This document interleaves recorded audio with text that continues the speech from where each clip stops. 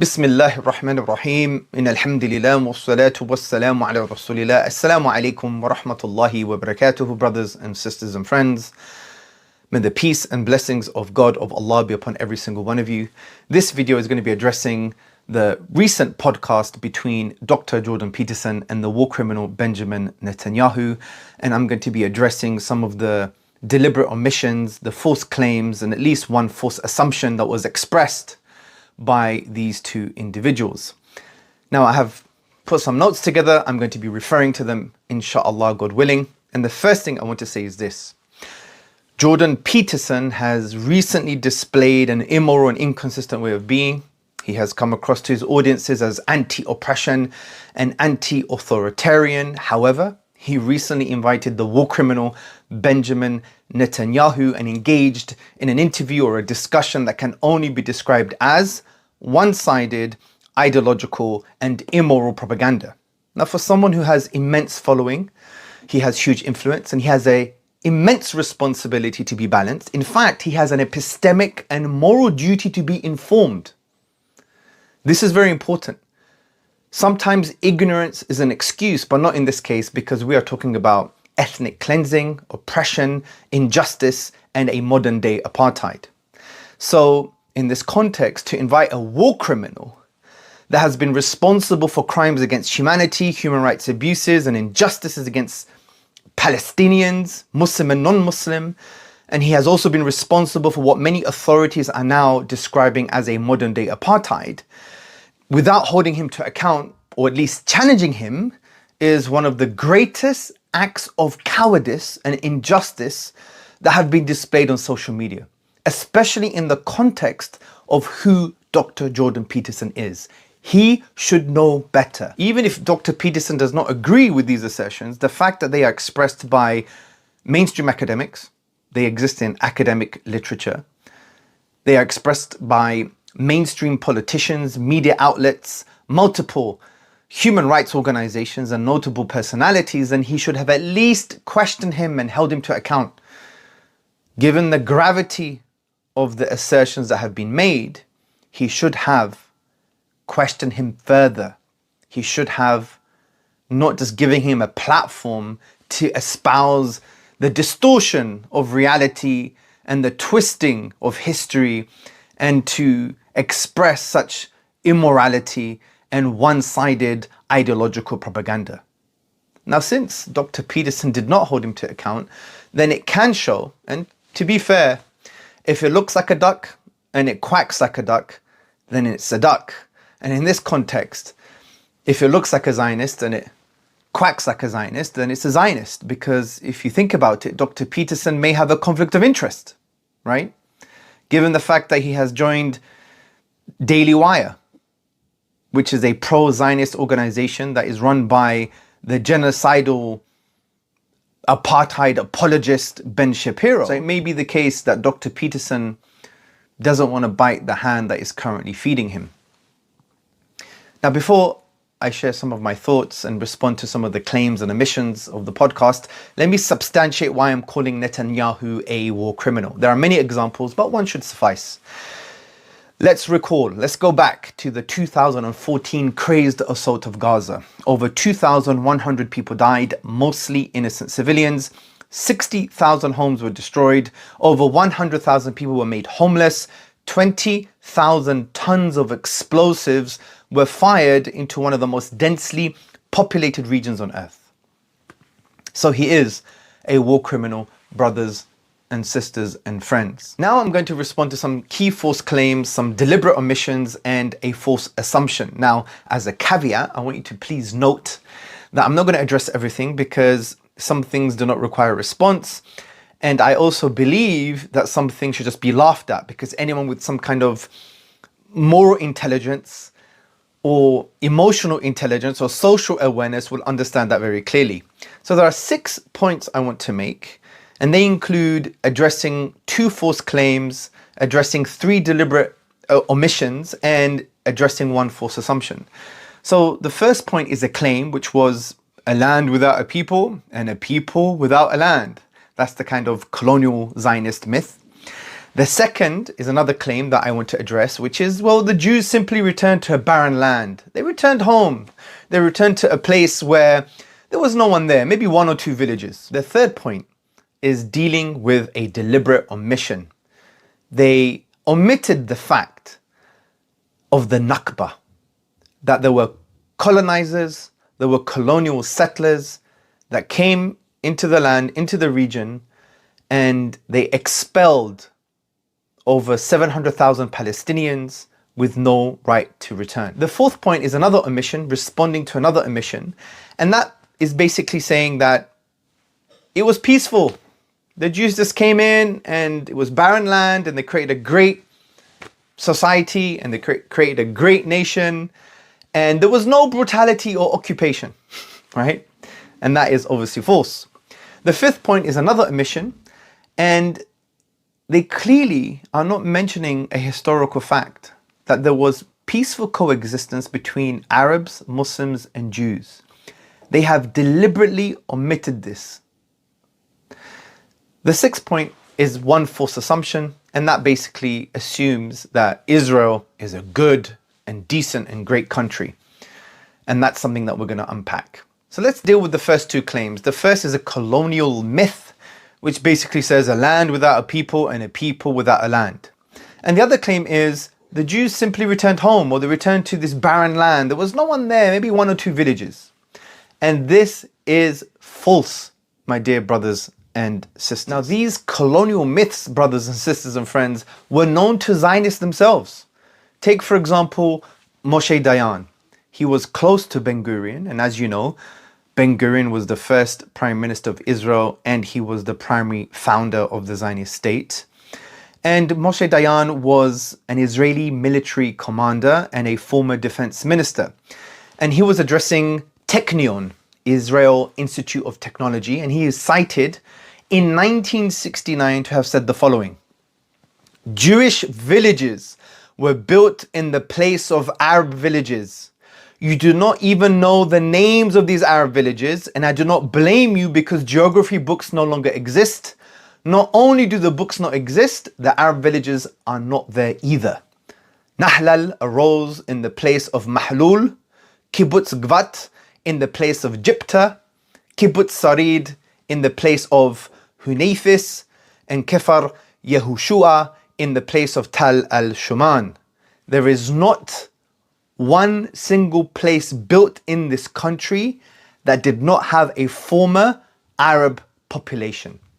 Shame on you, Benjamin Netanyahu and Dr. Jordan Peterson. Another Zionist, Arthur James Balfour, who was the Prime Minister of the UK and the Foreign Secretary in the Lloyd George Ministry, and he issued the Balfour Declaration of 1917 on behalf of the cabinet, which supported a home for the Jewish people.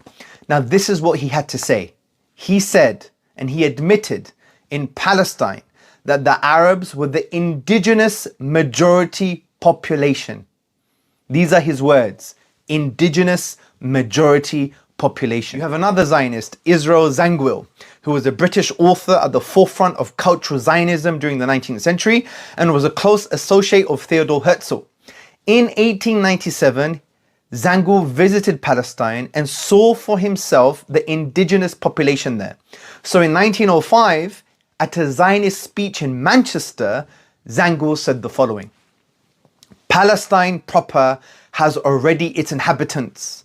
The Pashalik of Jerusalem is already twice as thickly populated as the United States, having 52 souls to the square mile, and not 25% of them Jews. Also, my dear brothers, sisters, and friends, connected to this claim is the Zionist myth or false assertion that often argues that Palestine, as a region with this name, was taken by Arab conquerors. They claim that Palestine was put under the control of the Arabs after the Arab-Muslim conquest of the 7th century.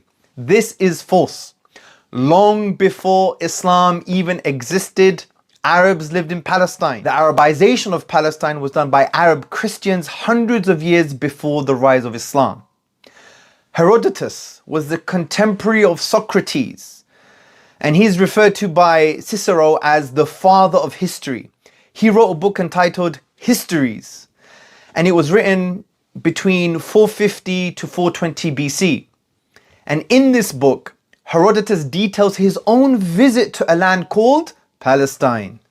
And Herodotus describes Palestine geographically as a country known today. And listen to this. He says the seaports of Palestine were occupied by Arabs who controlled the incense trade. This is around 450 to 420 BC, my dear brothers and sisters and friends. And you have an academic, David Ashery, professor of ancient history at the Hebrew University of Jerusalem. He acknowledges that during Herodotus' time, Arabs lived in Palestine, but there were only a few Jews there. Nowhere does Herodotus mention Israelites in Palestine. And you have many ancient figures who refer to Palestine as a distinct region. These include Aristotle, Strabo, Pliny the Elder, Pomponius Mela, Ammianus Marcellinus, etc., etc., etc. The key point here is Palestine existed before 630 AD, and it was under Arab rule hundreds of years before the so-called Arab-Muslim conquest. Now, more remarkable is what archaeology has discovered. Now, the mortuary temple of Ramses III at the Medinet Habu temple in Luxor is one of the best preserved temples in Egypt. In the temple, an inscription dated 1150 BC refers to Palestine.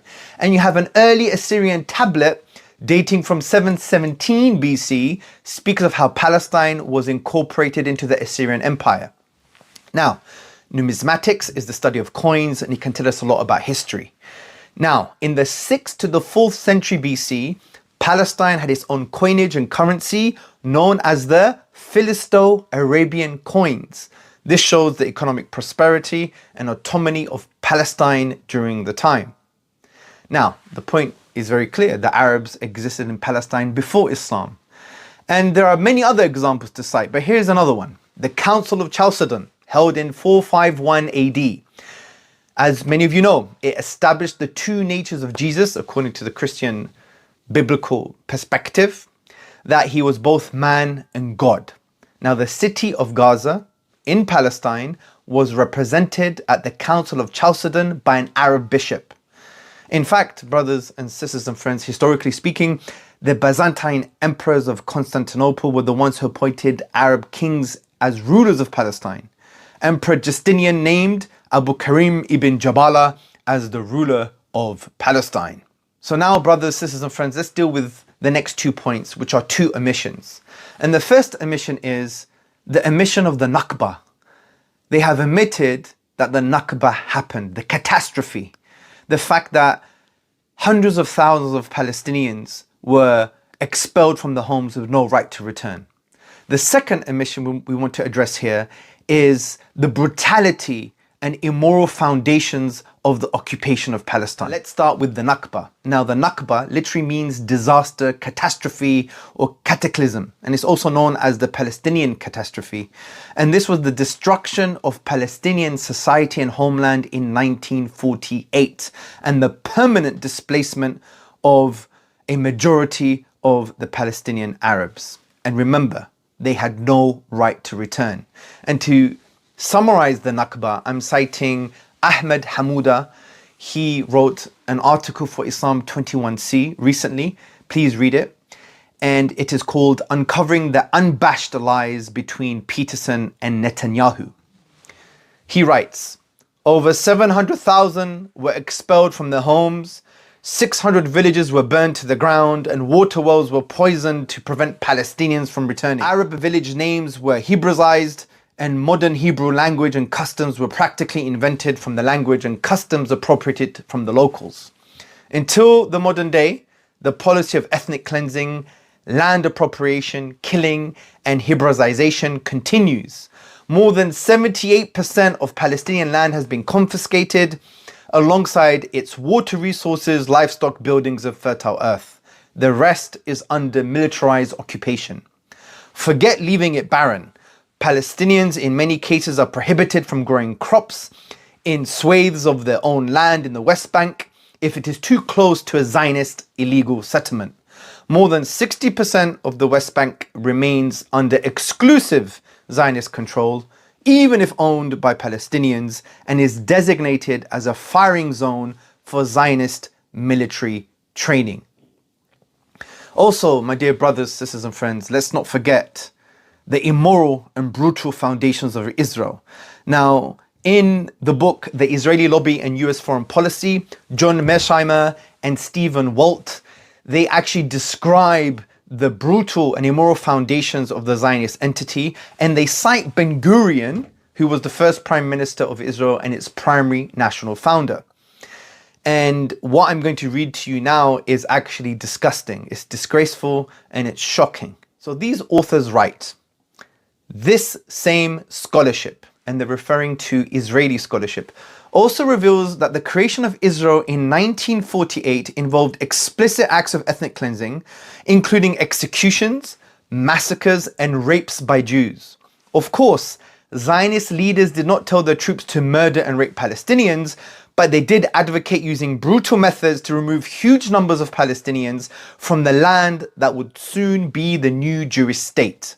Consider what Ben-Gurion wrote in his diary on January 1st, 1948, at a time when he was involved in a series of important meetings with other Zionist leaders about how to deal with the Palestinians in the midst. There is a need now for strong and brutal reaction. We need to be accurate about timing, place, and those we hit. If we accuse a family, we need to harm them without mercy, women and children included. Otherwise, this is not an effective reaction.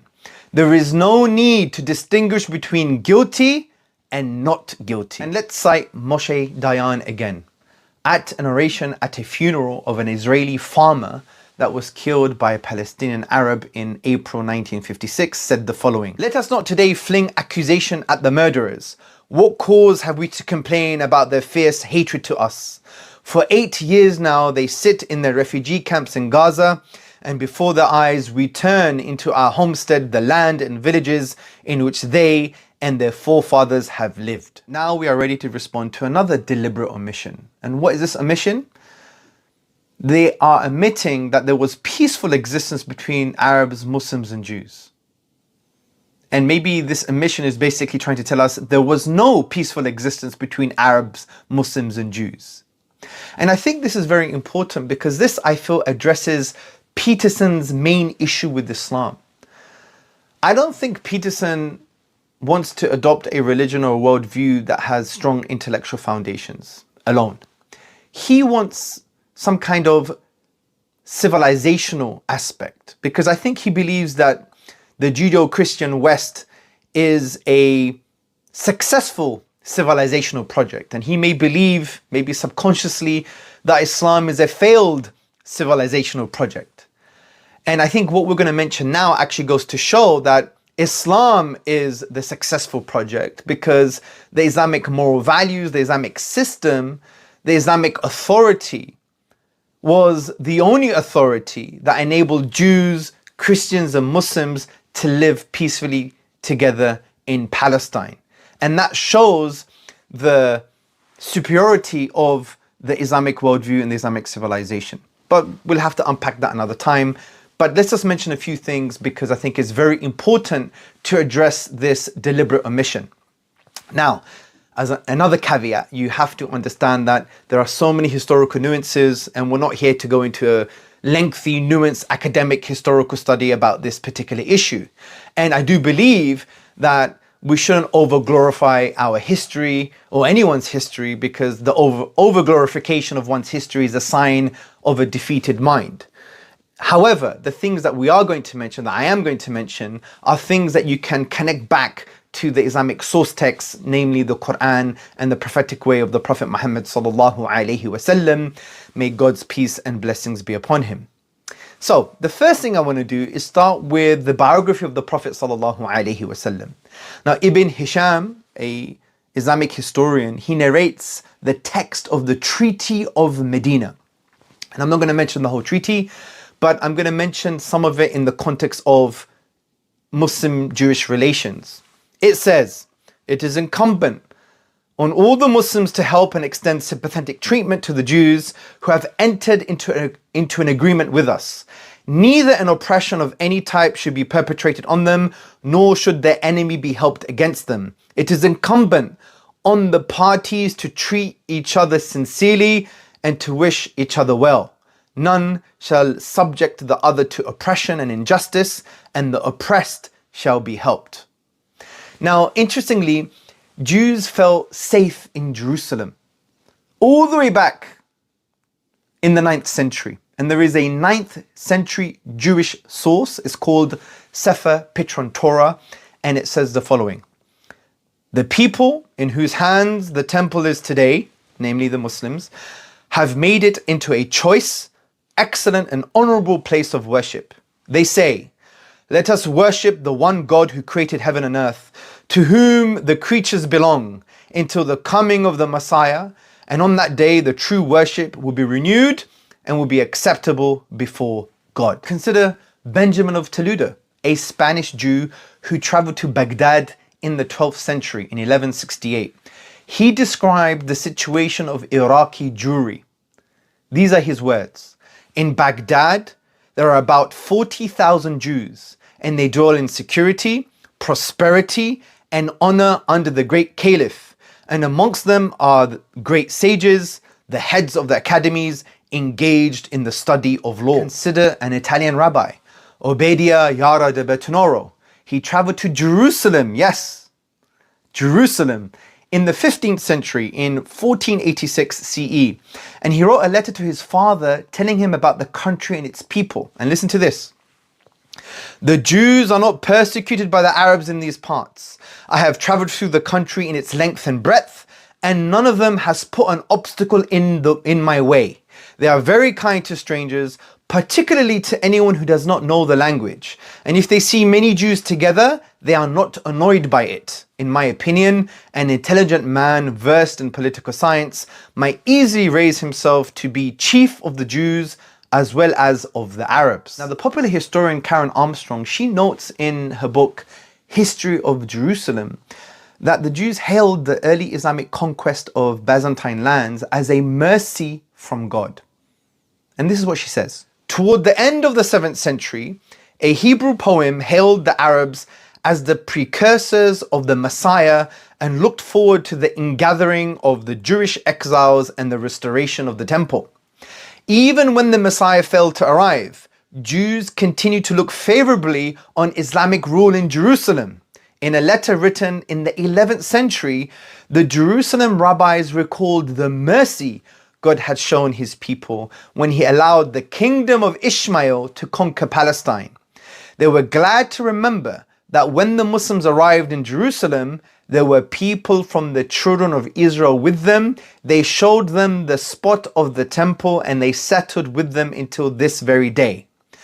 In about 750, the Jewish author of the Mysteries of Rabbi Simeon ben Hoyai saw the building, the Dome of the Rock, as a prelude to the Messianic age. He praises the Muslim Caliph as a lover of Israel and had restored the breaches of Zion and the breaches of the temple. It is no wonder an American Jewish historian, Zion Zohar, he confirms the Jewish appreciation of the Muslim arrival in Spain. Because whether it was in Jerusalem or Baghdad or Spain, the Muslims carried the same values, the values from the Quran and the prophetic way of the Prophet Muhammad sallallahu alaihi wasallam. And this is what Zion Zohar says: thus, when Muslims crossed the Straits of Gibraltar from North Africa in 711 CE and invaded the Iberian Peninsula, Jews welcomed them as liberators from Christian persecution. Born during this era of Islamic rule, the famous golden age of Spanish Jewry produced such luminaries as statesman and diplomat Hasdai ibn Shaprut, vizier and army commander Shmuel Hanagid, poet philosophers Solomon ibn Gabriel and Judah Halevi, and at the apex of them all, Moses bin Maymun, also known among the Spaniards as Maimonides. And interestingly, Maimonides, he was the physician of Salahuddin al-Ayyubi. Now, having studied the Jewish history and the Jewish sentiments about Muslim compassion, the popular historian Karen Armstrong says the following, and Dr. Jordan Peterson needs to listen to this. Islam is not a failed civilizational project. Islam is not a failed civilizational project. Once we are allowed to implement these timeless values from the Quran and the prophetic way, we will establish this again. Peace and justice and harmony for all people, Muslim, Christians and Jews.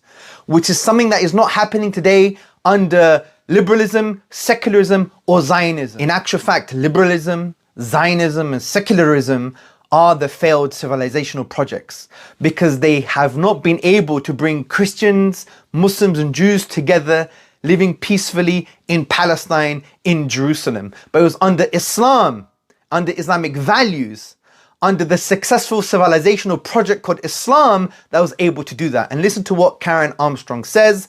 She says the Muslims had established a system that enabled Jews, Christians and Muslims to live in Jerusalem together for the first time. So let's deal with the final point, which is a false assumption. That Israel is a good country, it's a decent country. Now, by the way, I'm not passing comment on its citizen. This is a comment on the authority of Israel, the Zionist entity, the political structures. And there is so much to say, but I'll briefly just mention the fact that Israel, the Zionist regime, is actually brutal and it is facilitating apartheid and it is not a good country. The first point. Israel has violated 28 resolutions of the United Nations Security Council, which are legally binding on member nations of the UN. Israel has violated the Geneva Convention, specifically Geneva Conventions 4, Article 33. Why? Because due to the collective punishment of the Palestinians, especially in the crazed attack of Gaza in 2014. And to add to this, we have a press release that was released on the 25th of March 2022, and it was released by the Special Rapporteur on the Situation of Human Rights in the Occupied Palestinian Territories, and it's entitled, Israel has imposed upon Palestine an apartheid reality in a post-apartheid world. And I quote, Michael Link, Special Rapporteur on the Situation of Human Rights in the Palestinian Territory occupied since 1967, said the report addressed the question as to whether Israel's acquisitive and repressive practices over the course of its 50-year-old regime had curdled from an endless occupation into something darker, harsher, and more ominous. He had concluded that the political system of entrenched rule in the occupied Palestinian territory satisfied the prevailing evidentiary standard for the existence of apartheid. Yes, brothers and sisters and friends, apartheid. Another report by Human Rights Watch entitled A Threshold Crossed, Israeli Authorities and the Crimes of Apartheid and Persecution states, about 6.8 million Jewish Israelis and 6.8 million Palestinians live today between the Mediterranean Sea and Jordan River, an area encompassing Israel and the occupied Palestinian territory, the latter made up of the West Bank, including East Jerusalem and the Gaza Strip. Throughout most of this area, Israel is the sole governing power. In the remainder, it exercises primary authority alongside limited Palestinian self-rule. Across these areas and in most aspects of life, Israeli authorities methodically privilege Jewish Israelis and discriminate against Palestinians. Laws, policies and statements by leading Israeli officials make plain that the objective of maintaining Jewish Israeli control over demographics, political power and land has long guided government policy. In pursuit of this goal, authorities have dispossessed, confined, forcibly separated, and subjugated Palestinians by virtue of their identity to varying degrees of intensity. In certain areas, as described in this report, these deprivations are so severe that they amount to the crimes against humanity of apartheid and persecution. So to end, brothers and sisters and friends, I have addressed certain key claims, false claims the deliberate omissions, and one false assumption. But to conclude, and I think it's important to mention this as CEO of Sapiens Institute, that we will never engage with anyone in a neutral way if they are pro-Zionist or anti-Palestinian, and this now includes Dr. Peterson. Now, this doesn't mean we're not going to continue to give someone da'wah, to share Islam with them, of course, but there are contexts and variables here. If someone is against truth, against justice, they are against the Palestinians, they are pro-Zionist, then we are going to hold them to account, and hopefully this video is just the beginning. So any engagement will be based on holding them to account, responding to any lies and injustice, and at the same time inviting them to Islam in the best way. Masjid al-Aqsa is one of our red lines. Truth and justice is non-negotiable in Islam.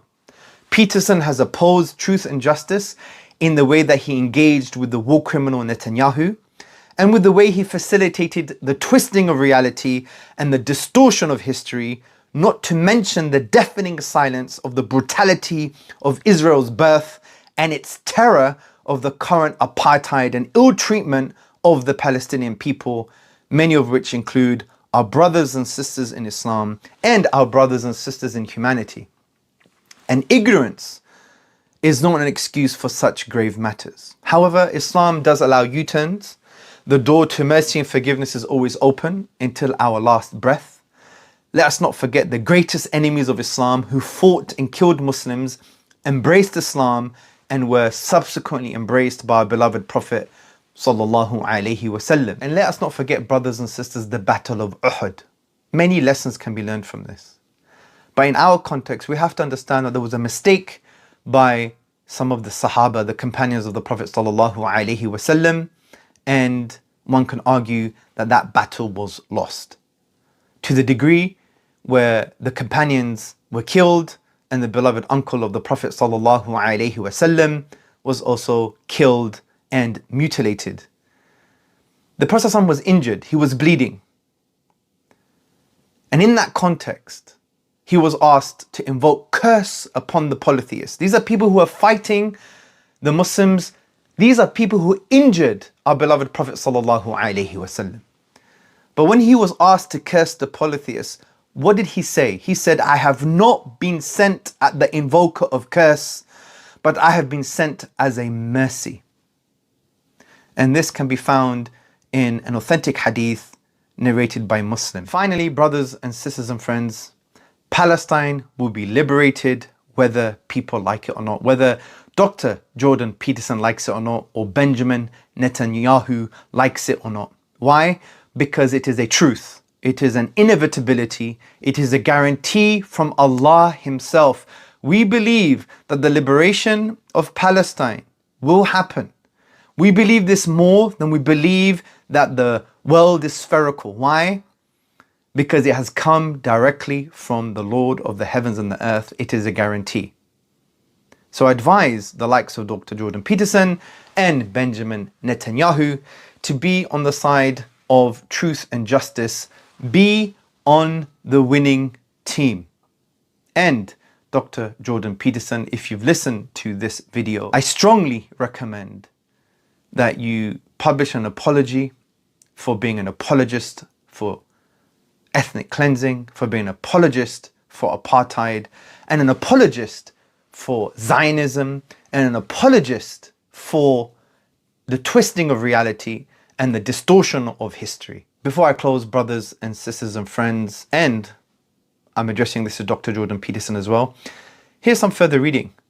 The Ethnic Cleansing of Palestine by Ilan Pappe, The 100 Years War on Palestine by Rashid, Khalidi, The Israeli Lobby and US Foreign Policy by John Mearsheimer and Stephen Walt, and a book by Nur Masalha, which is called Palestine, a 4,000-Year History. And I will provide other references and links at the bottom of this video. My dear brothers, sisters and friends, thank you very much for watching. Assalamu alaikum wa rahmatullahi wa barakatuhu.